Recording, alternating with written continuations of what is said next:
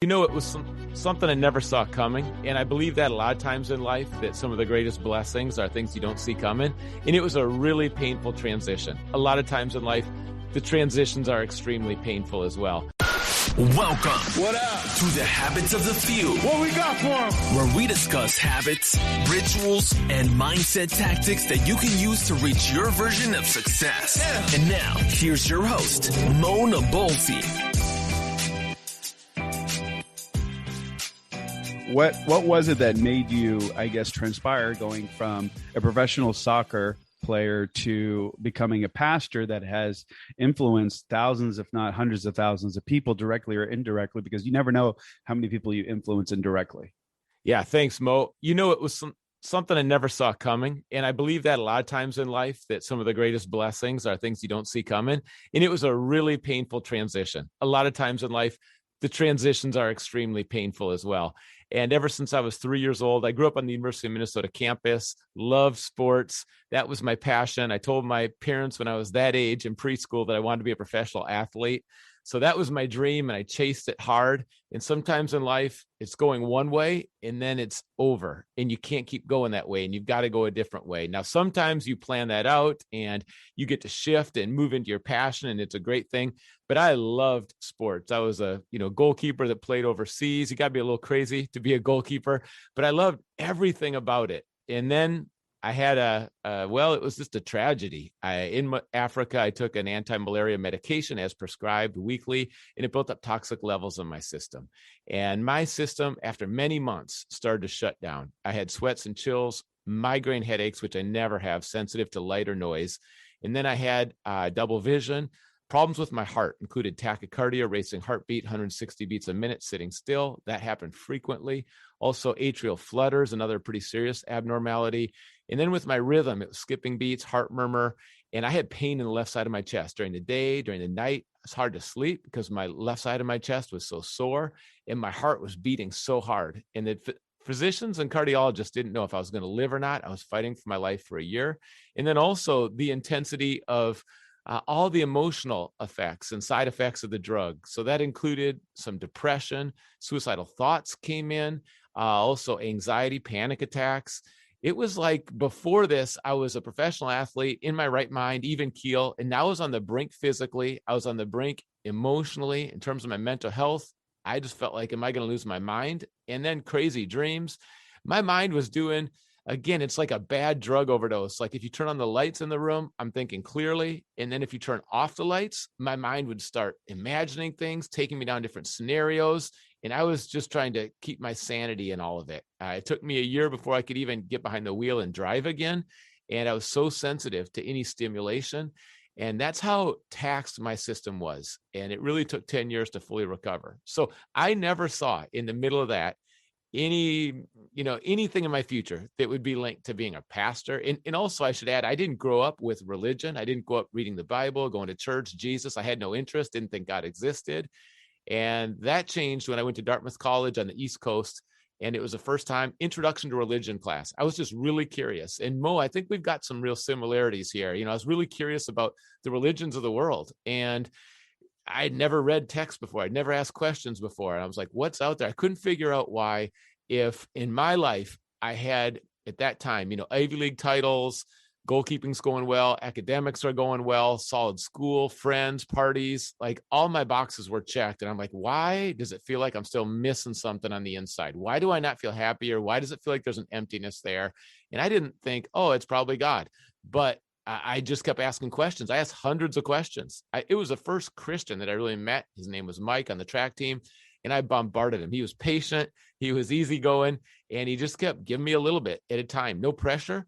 But then eventually, my sophomore year, I realized what stood out to me is that it's not religion. It's not trying to be good enough and performance. And my whole life was performance. I mean, achievement in school, achievements on the athletic field. And, ever since I was 7 years old, my parents got divorced. I just poured myself into achievement. And I realized then that this thing with God, it's not going to be achieved. And I'm never going to be 100. I'm never going to be perfect. So then this concept, grace, an undeserved gift. And, I realize there's people from many backgrounds here, my own family, 31 flavors, Baskin Robbins, that kind of sums up my family spiritually. I mean, we have Jewish, rabbi, atheist, agnostic, Catholic, ex-Catholic, just a full range. And I had to make my own decision, and everyone has to make their own. And I respect everyone making their own decision. But for me, I decided to put my trust in Jesus, and that satisfaction was finally there in my life. So that relationship was new with God, but I never thought I'd become a pastor. And I certainly knew it wasn't popular with my family when I put my trust in Jesus. And if I was ever going to be a pastor, that certainly wouldn't be applauded. So there was some tension there. But really, I was fighting for my life for that year. And I just knew, okay, soccer's probably over. And that was crushing. And, this is a time in my life where so many habits, so many shifts in my mindset, my habits, my identity, this was all changing. And even things like grieving were new to me. And so there was a lot of shifts happening. I believe, I'll just say this, I believe some of the best stuff in life happens in the worst situations. And so if you're listening today and you feel like you're stuck, you feel like you're just going through the motions, or you feel like you're searching, man, that hunger, that pain, the pain points often drive us forward. And C.S. Lewis said, pain is like the megaphone that rouses a deaf world. So just don't lose hope. Don't drift into despair. Sometimes the pain is part of the process to take you where ultimately you're going to go, and you're going to find that fulfillment. Hallelujah, man. That is, it's a lot to take in. I came out and I figured, man, this is habits. No. Let's just dive in. And I came out with full speed. There we go.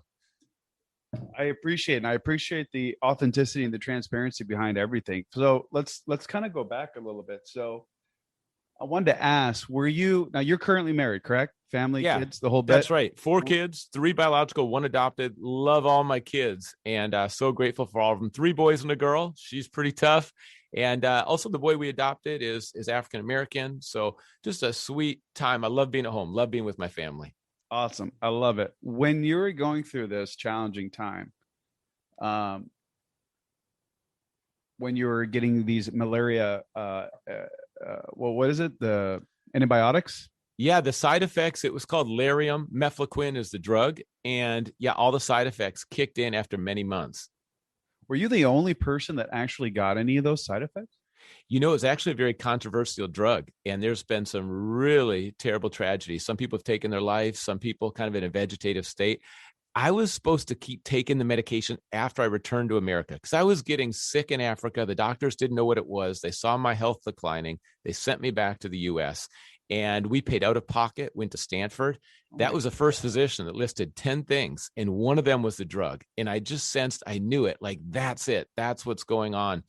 And so the physician said, keep taking the drug for another month because they didn't want me to get malaria on top of this. Malaria can be latent and then show up later. And so you've got to keep taking the drug for another month. And I told the physicians no. They all said, you've got to take it. I said, I'm not going to take it. And man, sometimes you got to listen to your own body. That took a lot of courage. That was a prayerful decision too. I was like, God, just show me, please tell me what to do. And I told the physicians I won't take it. Well, we had my blood sent to the Center of Disease Control, and they confirmed toxicity, really, really serious levels of the drug in my system. And it probably saved my life that I said no to the physicians there. And I'm so thankful because another month of that drug just could have put me over the top. Unbelievable. Yeah, that's something that is so important, is to put it up to whatever it is you believe in, whether it be God, the universe, faith, whatever the case may be. But that is so huge. And then to actually listen to your own body, to go with your gut instinct, to understand that, listen, you're not me. You don't know what I'm feeling. And I feel like this is the thing that's causing it, because 9 times out of 10, doctors are wrong. In my personal experience and experience with family members and my wife, I can't tell you how many times we went from one doctor to the next to get multiple opinions. And I'm just like, finally, someone that actually gives us some sort of sense. But that's really, really important. And the fact that you were able to recognize that is huge. How was the relationship? The reason why I asked this question is twofold. One, because I know what kind of a strain it could put on you physiologically and physically, as well as emotionally. So how is this affecting your marriage? if you don't mind me asking. Right. No. And actually it all came while I was single. And then I met Lori later. So she, met me in that 10-year recovery process.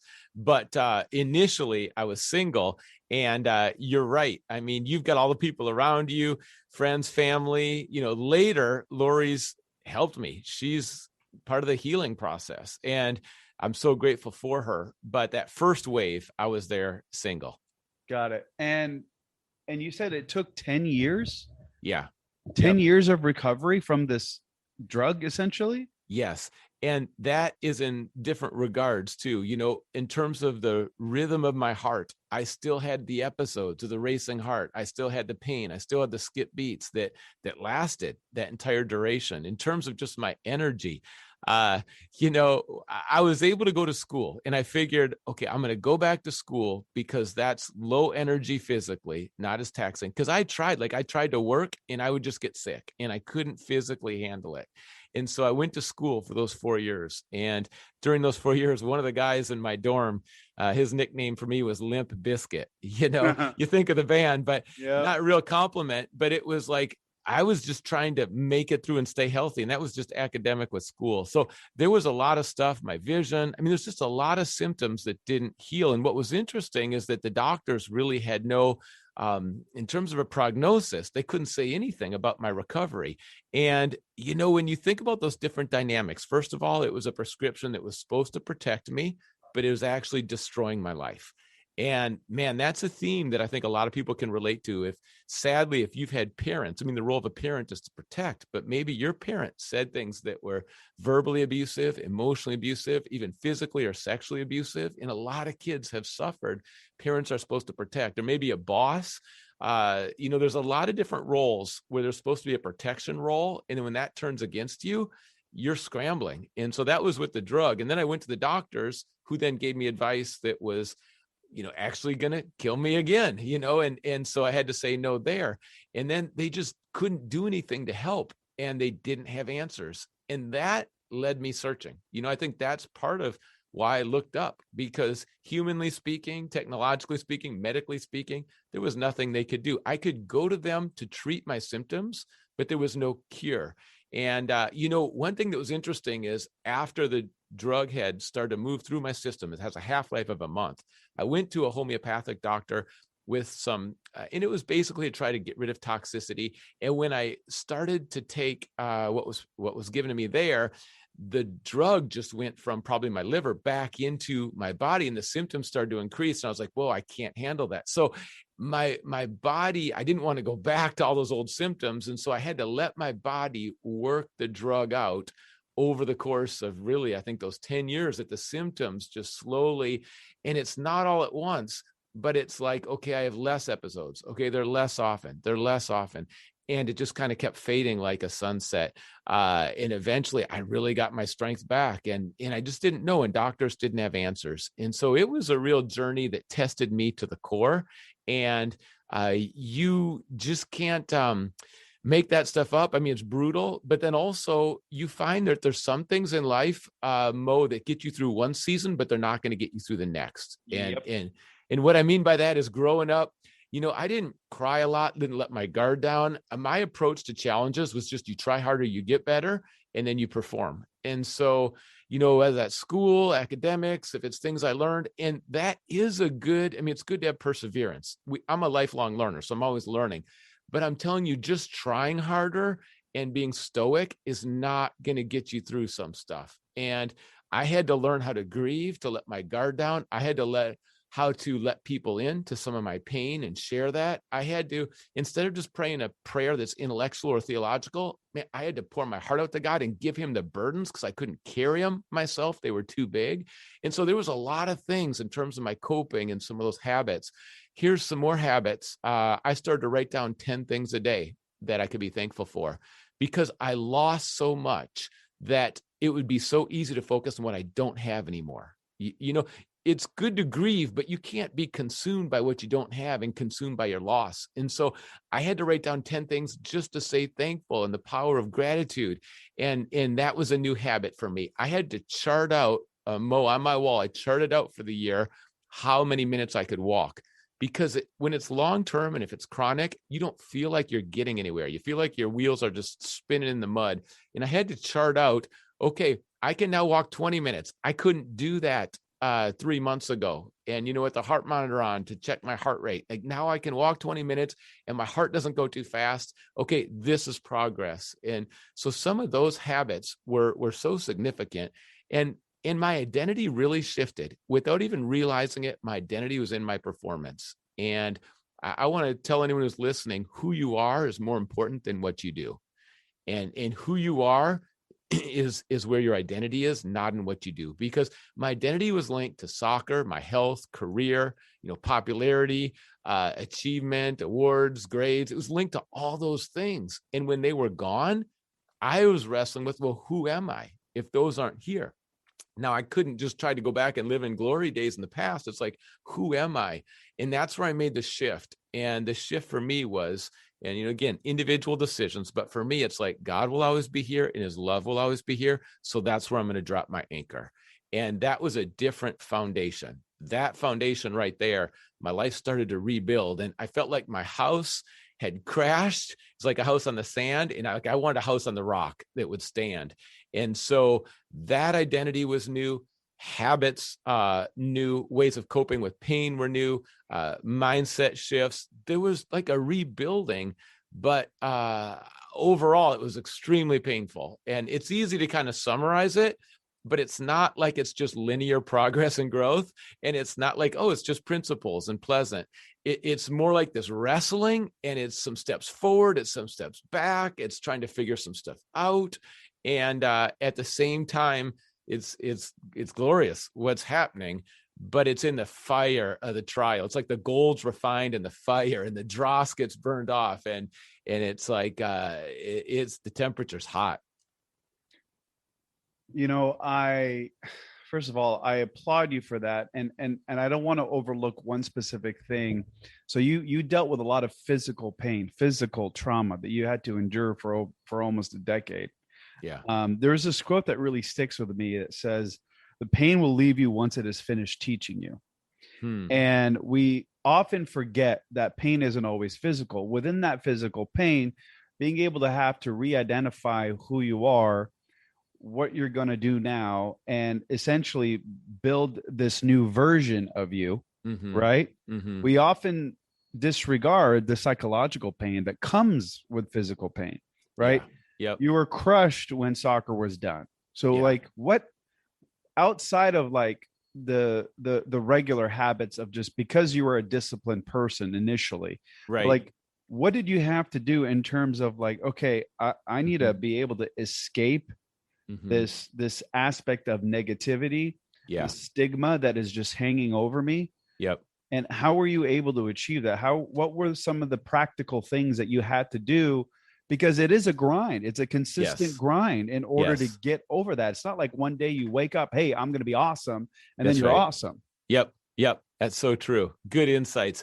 As an athlete, so much was physical, and there was the training in my craft. I mean, there was constant kicks so that my distribution was solid as a goalkeeper. There was all the nutrition in college that I learned about and was so helpful, and trying to, you want your body to just be at a peak level of performance. And there's the weightlifting, there's the sprints, there's my technique and diving and catching. And that's what you pour yourself into.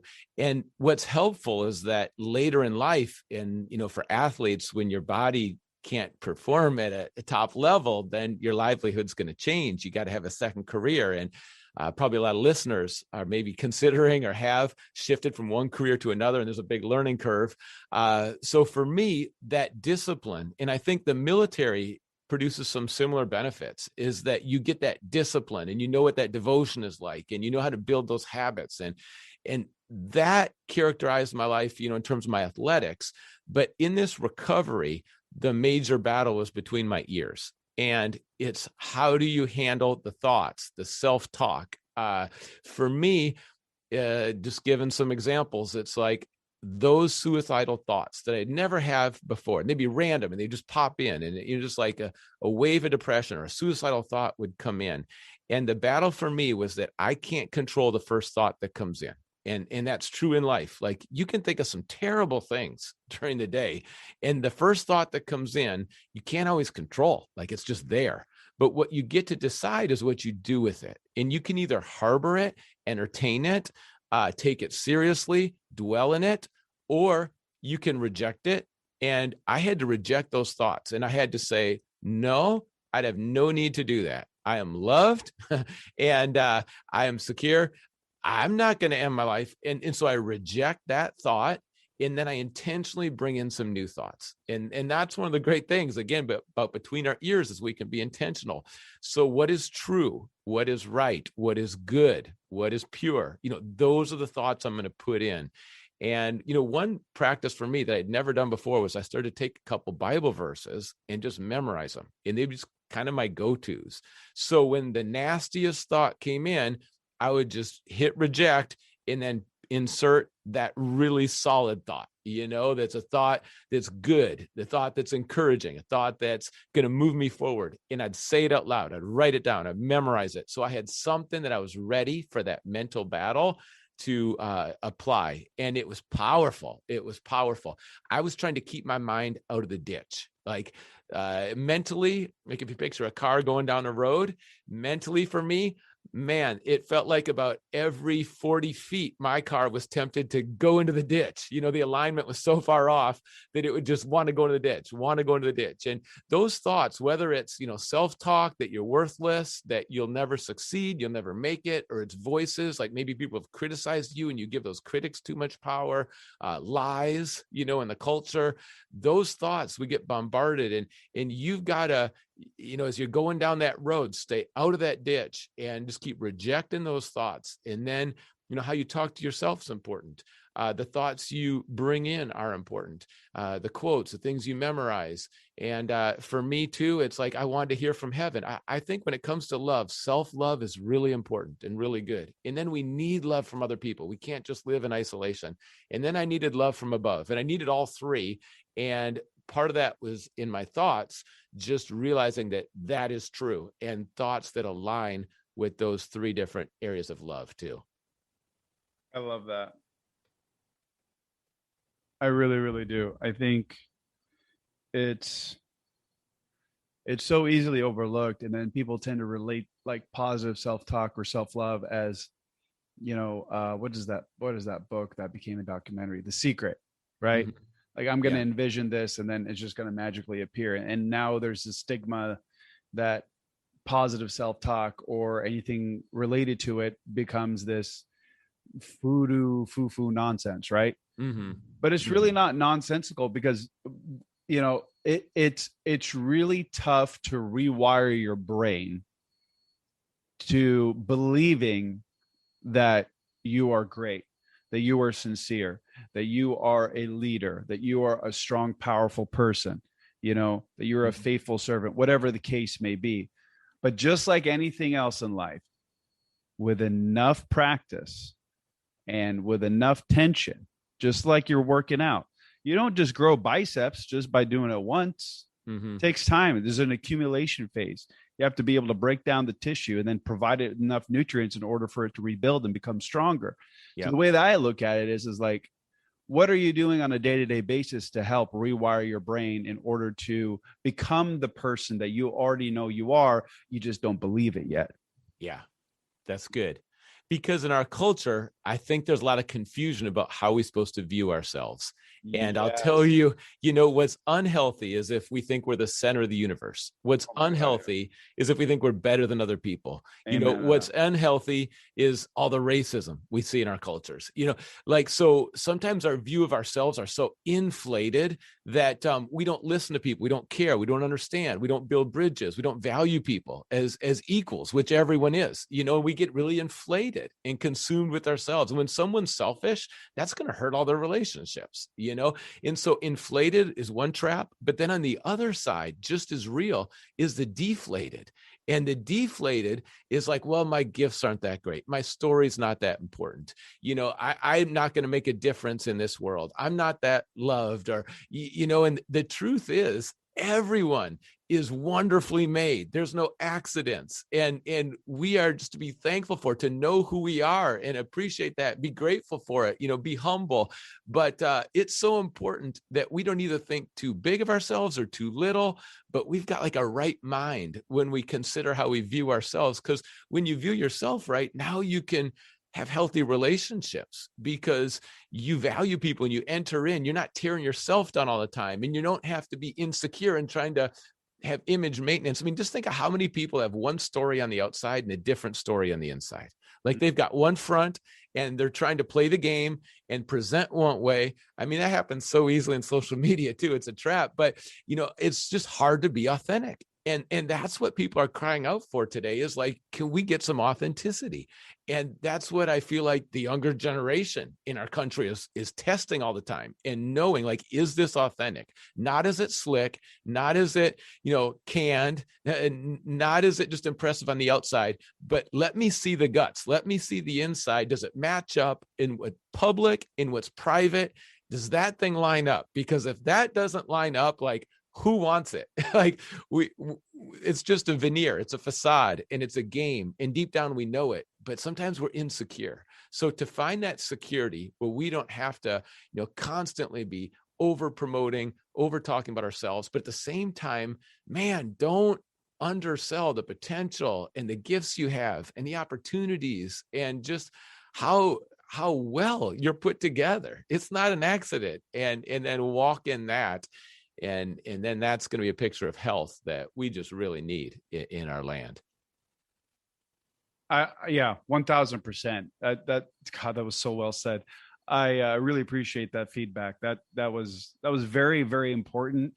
And people definitely need to hear it, because we live in a society, unfortunately, where even though most people act like they're exuding some form of fabricated aesthetic confidence, it's really not confidence, and it's not the right process in order to achieve that confidence within themselves, because there's just too much pressure in the world. I mean, I'll give you an example. Like, one of the reasons why I dislike the Kardashian family, and whatever the case may be, I'm sure you know what I'm talking about, like the Kim Kardashian.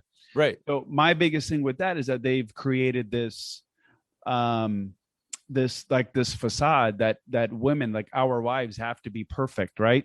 With injections and the butt lifts and the face stuff, and I can't, like, thousands of dollars spent on essentially some form of prosthetically enhancing themselves to the point where they become a completely different version. And now it's like this outer shell that isn't really relevant, nor does it have relevance.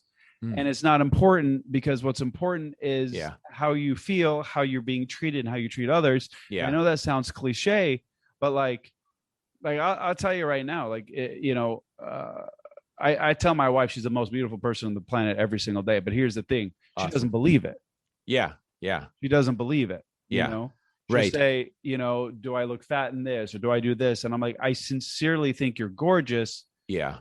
But you don't see that. So I'm not doing you any justice. Right. You know what I'm saying? That's right. And there's so many messages, and some of them are subtle. Some of them are very overt. Yes. But for a lady in our culture, and, I've got a little daughter, and she's starting to hit that age where she's going to be going to middle school, and I just see all the messages that are out there. I just want to protect her, because I just want her to not fall into the patterns of the world and the pressures, especially around appearance. Because like you say, appearance becomes massive, and yet it gets flipped, because what's supposed to be massive is character. What's supposed to be massive is on the inside. But now it's so easy to play that game on the outside, and you get strokes. I mean, if you can play that game well, you get a lot more attention. You get a lot more compliments. You sometimes get more opportunities. Things go in different directions. And so people are desperate to succeed on that outside game. And then really what's going to bring contentment, fulfillment is the inside game. And, it's like, Mo, man, I'll never, I look at what you're lifting, and I'm like, that is awesome, and you look at what I'm lifting, and you're like, oh, that's a nice warm-up set, but in terms of lifting, I'll never be who you are. Now, maybe if I started, protein shakes a few times a day and, add a lot of some muscle mass, and, maybe I could get a little closer, but I'm good with who you are. That's who you are. And you're probably not going to save the ball and kind of soar to the upper corner and stop that shot, because when I started lifting a lot as a goalkeeper, what I noticed is I just couldn't quite get to those shots in the corner because I was adding lots of strength, but I wasn't as nimble and lost a little quickness. Now, I don't know, you still got a lot of quickness, but the point is, like, instead of so often in our culture, we stare at other people, we envy, we have jealousy, we try to be someone we're not, and we run down that road instead of just being secure, realizing what our own gifts are, developing those, and really being satisfied in that, because that's when we're going to find our true strength. And I'll tell you, the most important strengths are sometimes the ones that are not as valued in the culture. And the stuff that's not as important is what's really valued in the culture. And you just got to be careful not to fall into some of the patterns and traps of the culture as well. Be aware, and then you want to avoid those dangers, because those can really tear you up on the inside, and so much insecurity if you're chasing something you can't get to. 1,000%. A quick little story, because this is really important. So my almost 22-year-old daughter isn't my blood daughter. My wife had her when she was very young, and she's been in my life now for about a decade. Yeah. And so she was 12 at the time, and her biological father was never really in the picture. And when he was in the picture, he had the mindset of like a 16-year-old boy, right? And this guy's probably like, I think 6-7 years my senior. Yeah. So I've fulfilled that role, or I've been attempting to fulfill the role, and I don't look at her any differently whatsoever. She's my kid. Like, awesome. She gets punished just like the rest of them. Sure, that's right. And but she's got, she's surrounded by a lot of like girls her age that are constantly battling with like depression and insecurity and blah blah blah, and so on and so forth. And so I'm starting to look, and then her cousin as well. And I'm starting to I see the pictures that they post and stuff, and what they're wearing is slightly provocative. And I'm like, they complain that they don't want this kind of attention, that they're looking for somebody that sees them as valuable, and they're remorseful and all this stuff. I'm like, do you understand that what they're putting out though is attracting the attention that they don't want? True. So yeah. How many times do people in our society put something out in the world to try to attract something that they think that they want, but in reality they don't want it? Yeah. They're just putting something out as form of content or an expression in order to fit the mold, so to speak, right? Because they want the likes and the shares, and they want to feel like they're validated. Yes. But in reality, if we truly know what's deep down, what they truly want, it is nowhere near that. So how can you become, I guess, this is such a tough question that I'm trying to phrase, but it's so difficult to really encompass who you are and then share that with the world. Yeah. Be vulnerable. That's right. So instead we create this facade, which is what social media really was like, and still is to some extent. It really is this facade, the shell of the version of ourselves that we think people are going to like. Yes. And I think that has so many problems in every aspect of your life. Like, where else is that dripping to? How is that affecting your relationships? How is that affecting your friendships? How is that affecting your work? Right. Right. Yep. We don't think about that. That's so good. It's so true. It was easy for me, making friends when I'm, on the soccer team, we're winning championships, and I'm smiling, and, we're going to parties, and that's one season of my life. But the other season, that next season that followed, well, who wants to be friends with someone that's fighting for their life, that, is struggling with depression big time, that is trying to battle through the side effects of the drug in that way? And then it's like, okay, well, who still is with me now? And, I think deep down, of course, all of us want to be loved. I mean, that is just human, universal, every culture, every nation. And whether we put words on it, admit it or not, that's the truth. We all want to be loved. And I think in terms of receiving love, where it gets tricky is that sometimes we either try to be someone we're not, or kind of a partial version of ourselves. We try to put out the lovable part, hoping that we'll be loved in return. And what's really, really powerful is when someone knows who you are, really knows who you are, all your strengths, weaknesses, the ugly stuff, your true self, the way you laugh, the way you joke, just knows everything, your sense of humor, your pain, your disappointment. They know it all and they still love you. And man, that's the real love we're looking for. And sometimes we settle for kind of like the sucralose or the saccharin version of that love. And deep down, we know this isn't the real thing. Like when you're in a relationship and you've got to look that certain way and you've got to bring it this way to keep the same friends or to fit in that clique or whatever it is, you're playing the game. The game gets tiring because what we really want is to be ourselves and to be loved. And, for me, that when I found that in God, that he's the only one that knows 100% about me and he is the one who loves me the most. And it's like, okay, that's how he feels about me. I mean, the creator, then that brought a security and a freedom for me. And now I can risk in relationships because I've got some security in who I am. Now I don't have to play the games the same way. And, none of us want to our whole lives try to climb a ladder and then realize at the end of our lives, like we were climbing the wrong ladder, whether that's our career, our relationships, our right. And so when you can step off a ladder that's not leading anywhere, and then you get in a solid, secure place, now you start to see it different. And now you're not desperate. Now you're not scrambling. Now you're not trying to earn it. Now you're not chasing after the wrong thing or chasing after the right thing in the wrong way. And like you say, how you present, how you interact, that's going to be who you draw. And there's a lot of ways to get a shallow love. There's a lot of ways to get just a physical experience. There's a lot of ways to do that, but ultimately that's going to leave us thirsty. And I just tell people, don't settle for that. There's so much more. There's something so much better. Are you kidding me? And so, yeah, getting off that crazy ride and then starting to walk down a new path. It's like, oh, when you do that, you're like, why didn't I do this sooner? That's when you know it's good, because it's like, man, I didn't even think could it be this good? And then you're just like, yes, it is this good. Why didn't I do this sooner?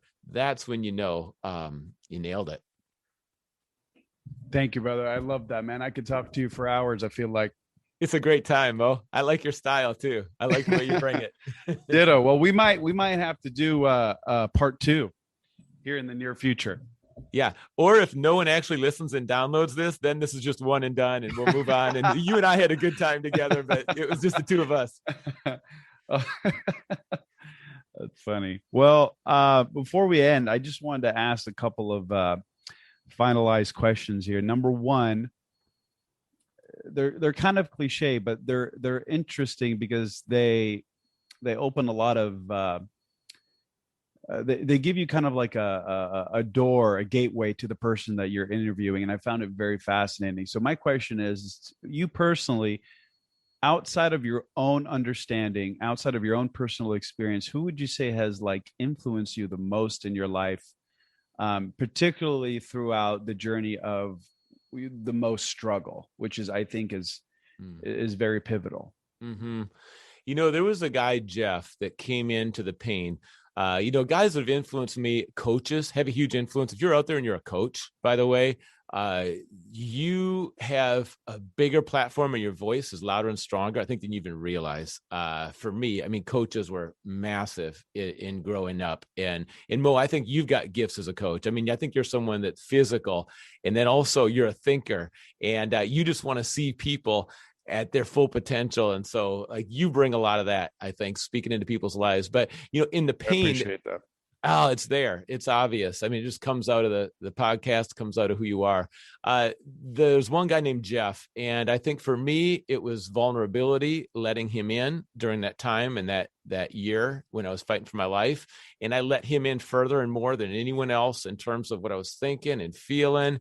And another guy, Matt, too, I just let my guard down. And I can't remember times where I've just cried. I mean, I wasn't crying growing up. It's just, it still doesn't come supernatural for me. But man, there was a few times where I just broke down kind of in their presence. and that they were still there. And it was that risk and that vulnerability and just their presence, the way they respond. I mean, obviously it felt safe around them and just the way they kind of built me up and helped me through that. So relationships are always a risk, and you can't control the other person, and to let people in is a risk. And even if it's new sometimes, or you've been burned in the past, like find those healthy people and then let them in. And I'll just never forget when someone's been with you in your darkest time, or, different points in your life, like when someone's there at the hospital, someone's there at the family tragedy, you lose your parents, whatever that is, you just don't forget who was there and served you during those times. And so for me, Jeff, a guy named Matt, I'll give those two guys a shout out. I love it. I so appreciate you giving me your time. And this has been, actually, it's been kind of crazy just trying to get on the call with you. Yeah, I'm glad we persevered, man. Yeah, I appreciate the patience, man. Go to habitsofthefew.com.